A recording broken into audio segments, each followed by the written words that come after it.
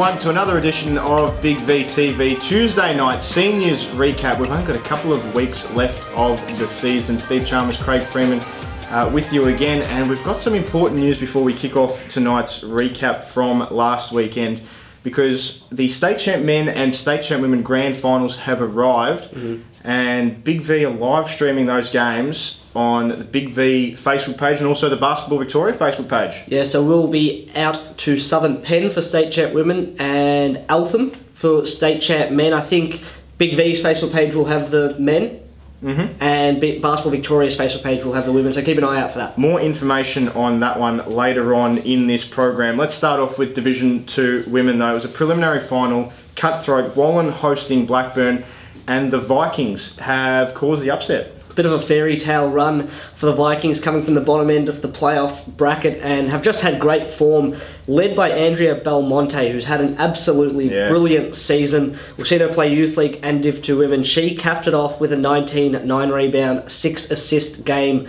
They had a 30-16 last quarter, ended up winning by 7 points. Wallen jumped out of the blocks early, of course, with a 20-10 first, so they really needed that huge finish. Absolutely. Come from behind on the road to win. Nicolina Sukarica, very good. 11 points, 9 rebounds, 4 blocks. Alex Darby led the Panthers with 23 points and 6 assists. But it's not going to be Wallen's year this year. Made the grand final from memory last year. Just fallen short of that this year. But Blackburn now get to face Craigieburn in a 3-game series. Game 1 will be potentially at Mullum Stadium, the new stadium out there in Ringwood. Best of luck to those two teams. Division 2 men, we had our semi-final series conclude. They both went to Sunday. We start off with Craigieburn and Mildura. Yeah, Craigieburn got the win in a tight one by 2 points. They had a 25-11 first quarter, and Damon Smith turned it on. 27 points, 18 rebounds, 4 assists. Mildura stormed home 22-12 to tie the game at 63 late in that one. Calvin Henry had 23 points and 15 boards. It was all about Liam White. After the timeout Craigieburn called, Liam White, game winner, 1 second left, got the team up and about, winning on Saturday night, got to progress to Sunday.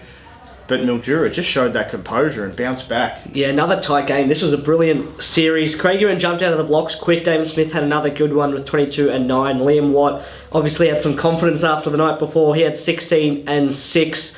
But a huge third quarter, and the Mayor stepped up big again with 20 points, 14 rebounds, and 6 assists, and they were able to win a very, very tight one on the road. Did it all, did Calvin Henry on both accounts, and we'll host Game 1 of the Grand Final Series this weekend. I think Justin's volunteered to head up for that one too. He's not on the show, I know, so we can make the decision for him. He's already started travelling, has he? Is he not driving? He might be riding a bike or something up there. And they'll host Game 1 because they were the 6th seed. Melton got Coburg on Saturday night to force Sunday. Yeah, huge win. They got up pretty easily. Dexter Graham has been in great form all season. He didn't stop here. 23 points, 9 rebounds, and 6 assists. Pat Green, good for Coburg, but Coburg in the past have been a little up and down, and we definitely caught them on a down game here. Mangar Manyang with a double-double, and Wolwol Nyong with 20 points. 30-15 second quarter certainly put the ascendancy in Melton's favour. It went to Sunday. Coburg bounced back on their own home floor. Pat Green, very good again, 22.6 rebounds, but actually found some role players around him that stepped up. Jordan Harding was big, near double-double with 15 and 9 rebounds. Mwimba Maluma with 14 points and 11 rebounds. That's really what Coburg need. We know how good Pat Green has been. Melton got another big one out of Graham and Manyang again, but just fell a little bit short. Really good effort from Coburg to bounce back, because their spirits would have been pretty low after a 21-point loss on their home deck the day before. So it's Mildura and Coburg Game 1 up at the Toyota Hothouse. Coburg then go back home Game 2 and Game 3 at the Coburg Basketball Stadium in a fortnight's time. Best of luck to those two teams. Let's press on to Division 1 women. And this was all wrapped up Saturday night. Warrnambool went north to Mildura. The top, was it the top seed? They might have lost that one actually. Casey took over the top seed in the last round. The second seed fell to Warrnambool by 18 points. did not see that margin coming. All season, we've been saying if Warrnambool can get their best players to one final series, they're going to be very, very tough to beat. And they rolled all the stars out once again. In Game 1, we saw how dominant they were. In Game 2, it was nothing different. Katie O'Keefe with 25 points, 13 rebounds, 3 assists. Huge. Holly Green, 22 points, 5 rebounds, 10 assists. And Alana Strom, with 17 points and 15 rebounds, really turning it on. Alexis Gassion with 19 points and 17 rebounds. Power with only 15 points. We expected maybe a little more on the home deck. Brilliantly defended by Warrnambool. Geez, they're going to be scary heading into Casey, but Casey are in no mean form of their own. Yeah, absolutely. The Heat love to put numbers up on the scoreboard, so 73 just wasn't quite enough to get past Warrnambool. So Warrnambool advance in 2 games, and they will meet Casey because they stitched up Geelong by 15 on Saturday night as well. Yeah, Lonnie Jeffs with 16 points and 5 rebounds, and Jamie Lee Jeffs with 10 points and 8 rebounds. But really, it was a team effort, a bit of a grinded out, slow pace, low scoring game. Jess Watson stepped up big for Geelong with 13 points and 6 rebounds, and Liv Vert with 12 points and 4 boards. But a bit of a scrap, and Casey came out on top. Tenali Hood coming off the bench. Yeah, good. I'm not her strongest game, but maybe a little bit of an injury cloud, but was still able to step up. I thought it was certainly interesting seeing T Hoods come off the bench there for Casey, but they've won. They now go to Mildura for Game 1. Not Mildura. Warrnambool. I just assumed Mildura at that home point there. They now go to Warrnambool for Game 1 before coming home to Casey for Game 2 and 3. Division 1 men.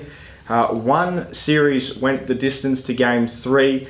Shepparton wrapped it up on Saturday night themselves. But we start with Chelsea and Western Port. The Steelers got a well-earned win on Saturday, I tell you, and they did it convincingly. Yeah, of both series, I would have expected this one to end in 2 and maybe the other one to go to 3, but well done to Western Port, not just winning by 19 points on the road. Chelsea haven't lost in about 25,000 weeks. I don't think they've lost with Riggsy. Well, they lost in their home deck 83 to 103.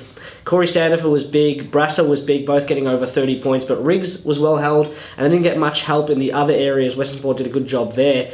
Dylan Travis stepped up big, as always, 35 points, but he also got a couple of running mates with him. Chris Taylor with 23 points, Matt Turner with 20 points, 13 boards, McKinnon with a double-double and 4 assists.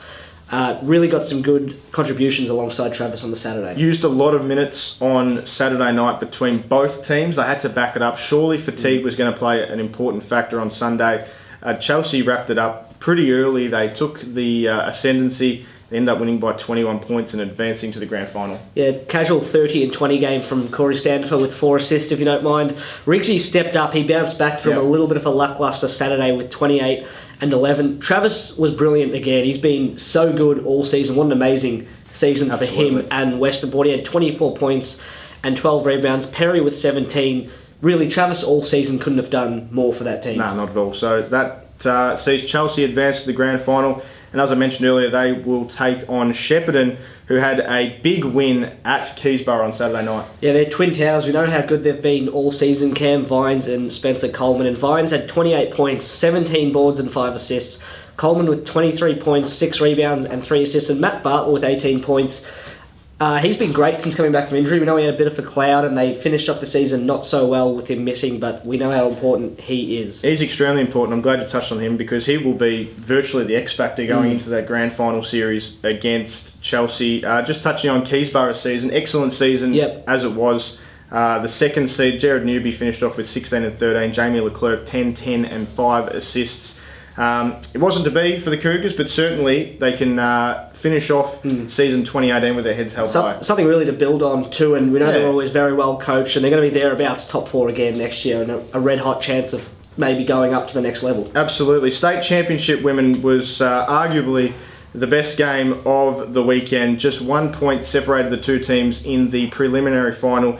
The winner got to face Sunbury in a 3-game series to take out the championship, and Southern Peninsula just keep doing what they do. They've upset Waverley last week by a couple of points with a Jazz Shelley 3 basically at the fourth quarter horn, and now this week it was Paige Price with about 6 seconds left shooting a deep three-pointer to break Knox's hearts. Deep 3 but nothing but bottom, and she looked pretty casual shooting it. Knox called a timeout, and Beck Ott had the ball at the top and some pretty good defence on her. I can't remember who it was, but it was brilliant defence, and it forced up a tough 3-point shot. Southern Penn just keep winning tight games, and we knew they were super talented. They lost a couple through the regular season they maybe should have won, or maybe were missing a few players, but they're so dangerous now. And brilliant season from Knox too. They were the form team all regular season, and losing by 1 point to that team, I think you can hold your head up high. And great crowd in at Baronia. Huge. From both teams. Knox packed the house, Southern Penn packed the house. And this will be a game we live stream this week. We'll be down at the Shark Tank. That's right, Hillview Stadium. 7 p.m. Saturday, I believe, is the time, but just confirmation, bigv.com.au. That's what I've currently got on hand. It is Southern Peninsula versus Sunbury. Basketball Victoria Facebook page, Saturday night. Make sure your eyes are glued if you can't get down to Hillview Stadium yourself, because that's the first thing you want to do. That place will be packed, so maybe you won't fit in. It'll be absolutely rocking with Sharks fans and Jets fans alike. If you can't fit in, or if you can't get in, live stream is the way to go. So make sure you head to the Basketball Victoria Facebook page. I'll tell you what, just on the preliminary final, I'm going to give credit where credit's due. Not only Jared Hillier and his coaching staff doing a great job, but you, Craig Freeman, said on Friday night that Paige Price was going to be a massive factor to this game, and you couldn't have been more right. 16.6 rebounds, played both ends of the floor. You nailed that one, mate. Well, I've got a coaching vacancy. Anyone hit me up for next year. Services are available. Very nice. Just get the quick plug out the way. State Championship men to wrap it all up. Ringwood and McKinnon was done Saturday night. McKinnon gallant again in defeat, but Ringwood too strong, taking out a 13-point win. Might be the last game he ever plays, and I know they lost, but I'd like to touch on Jermaine Maybank to start off. He turned back the clock. He had 17 points, 5 rebounds, 5 assists, head-to-head with Matt Snow, who he would have had hundreds of challenges against, two of the best guards this league's seen for the last 15 years. Snowy had 12 points, 7 rebounds, and 13 assists. And how about Matt Fennell? Another 30-point game. Guarded Stythe again and did it very well. He had 31 and 13. Ringwood just did everything right. McKinnon threw everything at him. Absolutely. Did it on both occasions, not just this past week, but the week before that out at GSAC. Two great teams going head-to-head. Ringwood taking both games to move forward and try to get that elusive three-peat for the Hawks. Eltham and Hawthorn, on the other hand. Hawthorn, game 2, ever so close to advancing to the grand final. They had Eltham for most of the game, and Eltham just pegged it away. Got it back in the fourth quarter. Ben Waldron, Ilian Bonholm the second, stood tall, 19 points apiece. Got Hawthorn by 2 points to take it to the Sunday afternoon. Yeah, Hawthorn did everything they could, threw everything at the kitchen sink at them. Kirksey with 18 points, 5 rebounds, 7 assists in that one as well. And Benny Waldron, one of the most underrated players in the league for mine over the last few years. Yep, absolutely. Just a brilliant player. And then on Sunday, we saw Eltham come out and win pretty with a fair bit in hand. I think Hawthorn really threw everything they had at them on the Saturday night. Yeah, absolutely. Nothing left in the tank for Hawthorn is my guess on Sunday. Nelson Kirksey, I think, was 3 of 17 from the field. Jack Barry was 1 of 18. Just couldn't find legs. The rim at that time. Alex Bogart, King ABK, had 21 points, 11 rebounds. Smith 11, Kirksey 11. But Justin Ava stood tall, 18 points, 3 rebounds, 3 assists for Eltham. Sykes had 15. And it's Ringwood and Eltham 1 versus 2 in the grand final. Probably deservedly so. Yeah.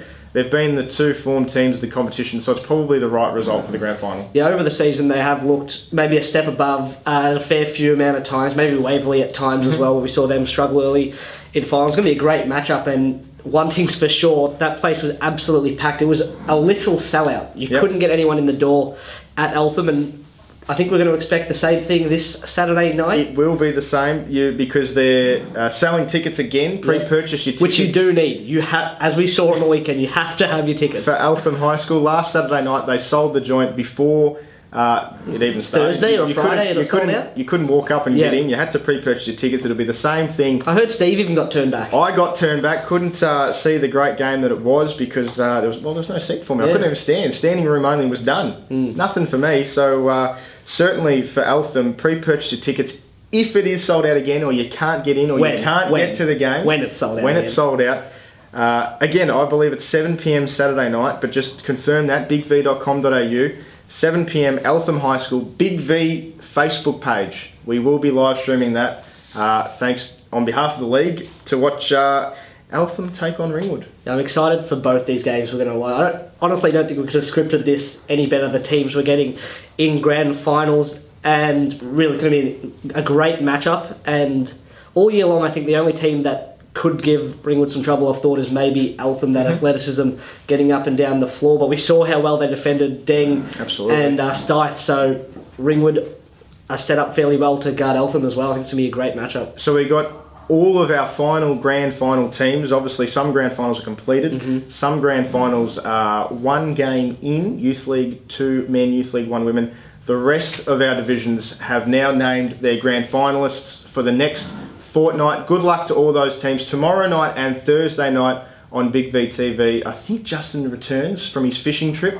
Not sure. And the three of us will be going through season 2018. We'll be looking at our imports, and we'll be ranking our top 10 female imports tomorrow night and our top 10 male imports of season 2018 on Thursday night. We look forward to having your company then. So that's it for tonight on Big V TV. We'll see you tomorrow night at 5:30 p.m.